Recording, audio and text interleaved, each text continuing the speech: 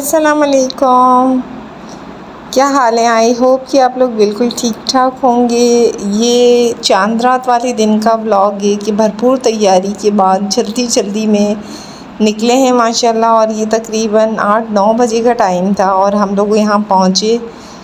बड़ा अच्छा लगा। गर्मी बहुत ज़्यादा थी। पहुँचते साथ सबसे पहले तो अपने बकरे पे नज़र डाली, जो कि आज ही हमने लिया चांद रात को। हमारी हालत देखें कि मतलब टाइम ही नहीं मिला। और सालार तो इतना खुश था अपने बकरे के साथ, पूरे घर में लेके घूम रहा था। ये ना मैंने सफ़ीनाज से ड्रेस लिया था जो कि मैं पहन के आई थी, और ये ईद का डे का है। बच्चों के कपड़े आने के बाद मैंने रात में फिर से प्रेस किए क्योंकि बैग्स में रखे थे, ख़राब हो गए थे जूते। मैं कसम से ये कपड़ों और इनमें इतनी थक गई हूँ, फिर भी चले मैंने इनके कपड़े दोबारा प्रेस किए, दोबारा लगाए, क्योंकि मुझे ना जब तक चीज़ें सही से ना हो ना तो मज़ा नहीं आता। उसके बाद ये लोग नमाज़ की तरफ चले गए और हम लोगों ने बनाई सवैयाँ, क्योंकि मैं समझती हूँ कि जो चीज़ें जिस तरह से होती हैं ना वैसी। और फिर हमारे घरों में वही सिस्टम है, सुबह सुबह सबने आना होता है, मिलना होता है। माशाल्लाह माशाल्लाह, खीर के साथ, कस्टर्ड के साथ तो बड़ा अच्छा सा लगता है। साथ ही मैंने कहा कि आज मैं सुबह में कढ़ाई गोश्त थोड़ा सा बना लेती हूँ। कबाब वगैरह मैं वहीं से बना के लाई थी, तो मैंने कहा थोड़ा सा नाश्ता अच्छा कर लेते हैं। फिर ये होगा कि ज़ाहिर है गोश्त की कुर्बानी होती है, कुर्बानी के बाद फिर हिस्से देने करने तो काफ़ी टाइम उसमें लग जाता है। और अक्सर तो यही होता है कि हमें कुर्बानी के लिए नहीं मिलते इतनी जल्दी। तो साथ ही हमने सवैयाँ भी बनाई। वैसे हमने वैसे ही बना दी थी क्योंकि मैंने भी, मेरी देवरानी ने मीठा इतना बना लिया था, लेकिन हमने कहा नहीं भाई, ईद तो सवैयों के बिना हो ही नहीं सकती ना। और फिर मैं तो थोड़ी सी थी कि मैंने कहा सोचूं कि मैं कहने लगूँ नहीं सवैयाँ नहीं बनाते, लेकिन फिर भी उन्होंने बना दी। और मैंने साथ में यहाँ थोड़ा सा चिकन में ही ना कढ़ाई गोश्त बना दिया। मैंने कहा थोड़ा हल्का फुल्का सा नाश्ता, हल्का फुल्का तो नहीं था, थोड़ा हैवी था, लेकिन सबने थोड़ा थोड़ा किया। लेकिन मैं कहती हूँ ईद वाले दिन स्पेशलिटी तो होनी चाहिए ना, बाकी दिनों से तो आप उसे थोड़ा हट के सेलिब्रेट करें। तो फिर हमारा ये था कि हमने सारे सब ने बैठ के आराम से ना थोड़ा, हमने कहा कि माहौल बना के एक अच्छा सा नाश्ता कर लेते हैं। और फिर उसके बाद दोपहर तक फिर तैयारियां होती है। फिर मेरे जैसी जो होती है ना वो तो भाई अपनी भरपूर तैयारियों की बिना नहीं रहती। अच्छा, मैं कुकर भी घर से लेकर आई थी, ये मैं वहाँ ले गई थी, लेकिन फ़िलहाल मैं ले आई। मैंने कहा कुकिंग वगैरह अगर कुछ करनी हो, कभी हमें बड़े कुकर चाहिए होता है, कभी छोटा।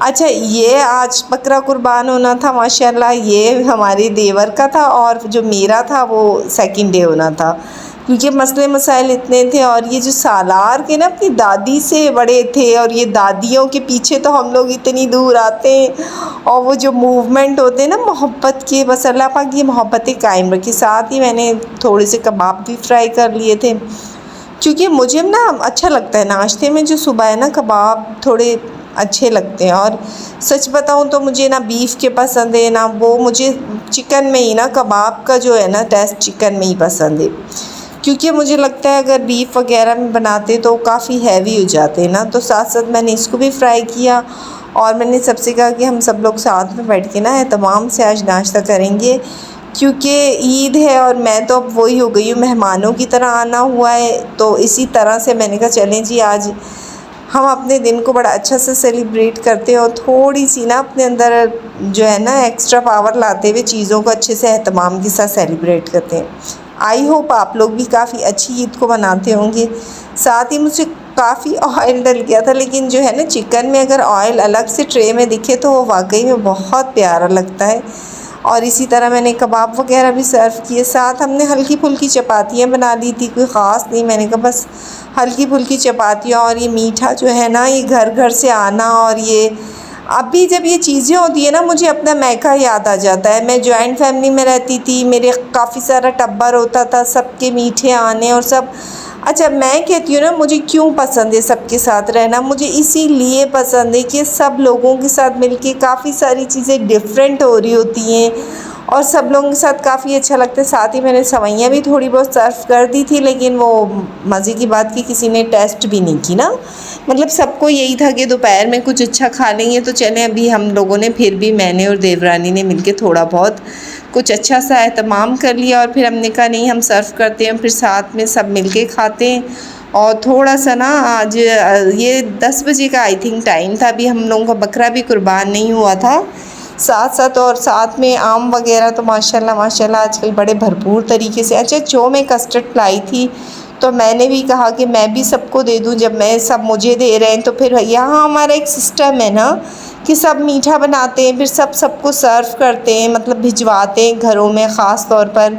आप ज़्यादा नहीं तो थोड़ा थोड़ा भी, जो भी, कि आप सबका फ्लेवर पता चलता है सब ने मीठा किस तरह से बनाया था। लेकिन सीरियसली मीठा मेरा भी बहुत अच्छा बना था, लेकिन मेरा काफ़ी, मतलब आप कहेंगे कि काफ़ी हैवी था। मैंने इसमें केक वगैरह जो आपसे शेयर की थी रेसिपी वो डाली थी, तो काफ़ी अच्छा बना था बहुत। लेकिन मैंने ये बिल्कुल भी टेस्ट नहीं किया था, सेकंड डे किया था, लेकिन फ़र्स्ट डे मैंने बिल्कुल नहीं किया। साथ ही मैंने कस्टर्ड देवरानी को कहा कि आप सबके घर सर्व कराओ और मैं बाकी के काम देखती हूँ। अच्छा, ये वो बकरे थे जो मेरी फैमिली, मतलब हम लोगों ने करने थे कुर्बान। और बच्चे हैं ना, बड़े बच्चों की ईदें होती हैं ये, बड़े बड़े इनकी स्टाइल, इनके फैशन। फिर साथ ही मैंने कहा चले मैं अपने बच्चे भी रेडी करूं, क्योंकि मैं किचन भी देख रही थी और साथ में मिल के काम हो रहे थे। फिर सबने नाश्ते वगैरह किए। फिर उसके बाद पहले मैंने हानिया को रेडी किया। पहले मैंने सोचा था कि हानिया को कॉटन का पहनाऊँ, फिर मैंने कहा नहीं, बच्चों को कौन सी गर्मियाँ लगती हैं, बच्चे तो भाई हर ड्रेस पहन लेते हैं। और दूसरी बात कि ईद है तो थोड़ा डिफरेंट तो होना चाहिए ना, आम जो डेज़ होते हैं उनसे थोड़ा हट के ड्रेसेस होने चाहिए। तो मैंने लॉन वगैरह के थे, लेकिन मैंने कहा नहीं, फ़र्स्ट डे मैं थोड़ा शेफून स्टाइल पे ला देती हूँ, क्योंकि मैं कहती हूँ ना कि थोड़े डिफरेंट आम दिनों से हों। गर्मी तो भाई पूरा साल ही, मतलब गर्मी में ही होगी ना। मैं बच्चे तैयार कर रही थी, साथ ही ये मेरी नंद की बेटी भी आई, माशाल्लाह माशाल्लाह, बड़ी मेहंदियाँ बच्चों के बड़े स्टाइल। और बस मैंने मोहम्मद वालों के और सलार के करंडी स्टाइल के कुर्ते बनवाए थे। और बस मैंने फिर अपने और हानिया के तो हम लोगों ने फिर ऑनलाइन ही किए थे परचेज़, जहाँ से हमें अच्छे लगे वहाँ से ही बस बच्चों को साथ साथ मैं तैयार करा रही थी। और फिर मुझे सबसे ज़्यादा ये था कि इन्हें तैयार कराते ना मैंने भी होना है। मैं शुरू से कहती हूँ ना कि और मतलब आप अपने उस स्पेशल दिन को कभी ख़राब ना करें। मतलब तैयार, जब आप इतने पैसे खर्च करते हैं, इतने आप कपड़े बनाते हैं, और स्पेशलिटी ये होती है कि जब हमसे काम कराए जाते हैं तो हमसे उस दिन तो बिल्कुल भी कपड़े पहने नहीं जाते। अच्छा, मैं जब छोटी थी ना, मैं एक चीज़ देखती थी कि मैं, मतलब मेरी अम्मी और वो जो बड़ी होती थी घर में काम करती रहती थी, मैं मम्मा से कहती थी कि आप बिल्कुल भी कपड़े नहीं पहनती, उस दिन आप बिल्कुल नहीं पहनती, ईद का जो स्पेशल डे होता है उसको उस तरह से नहीं मनाती। तो अम्मी हमेशा एक बात कहती थी कि मैं काम करती हूँ, मुझे इतना ज़िम्मेदारी होती है, और तो बस मैं वो चीज़ ना बड़ी वो करती थी। मैं कहती थी नहीं, पता नहीं क्यों आप इतने अच्छे कपड़े, आपका दिल नहीं करता। अच्छा, फिर मैंने उस चीज़ को बड़ा ना वो किया। साथ ही मैंने हानिया को थोड़ा सा मेकअप किया, क्योंकि ईद के दिन तो थोड़ा बहुत बनता है ना, क्योंकि बच्चों को शौक़ होता है और हानिया को ख़ास तौर पे था। तो फिर इसी तरह बच्चे तैयार हुए, माशाल्लाह बकरा कुर्बान हो चुका था, साथ साथ हिस्से वगैरह भी बन रहे थे। सालार को बड़ा शौक़ है तो वो लगा पड़ा था अपनी चाची चाचा के साथ हिस्से बनवाने में। और साथ ही ये कुछ बच्चे वगैरह होते हैं, इनको ईद की खर्चियाँ। फिर ये जो है देवरानी के बच्चे, ये भी तैयार हो गए थे। बच्चों की जो फुल फैशन होते हैं ना, बड़े मज़े के। मैं कहती हूँ ईदें कोई भी हो, लेकिन बच्चों को खर्ची ज़रूर देनी चाहिए।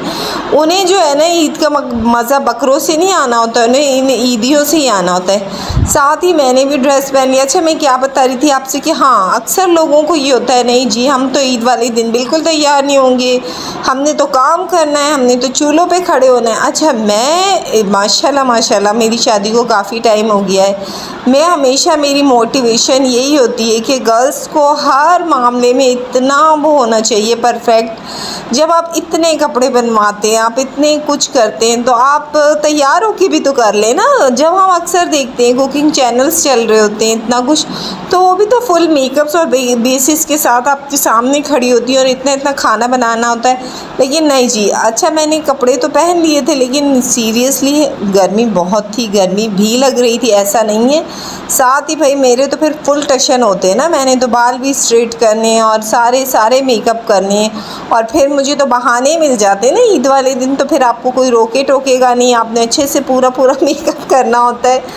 अच्छा, मैं ना शुरू से बड़ी इस चीज़ की वो रही हूँ। मुझे, अगर मैं कहती हूँ ना कि मैं अगर एक हाउस वाइफ ना होती तो शायद मैं ड्रेस डिज़ाइनर होती, ब्यूटिशियन होती, या कोई अच्छी इसी उसमें होती जिसमें मेरा कपड़ा और ज्वेलरी और इसका जो शौक़ था मैं इसी को मतलब करती इन्हेंस। लेकिन नहीं, फिर मैं एक अच्छी हाउस वाइफ हूँ, तो फिर मैं उन चीज़ों को भी मद्देनज़र रखते हुए सारे काम करती हूँ।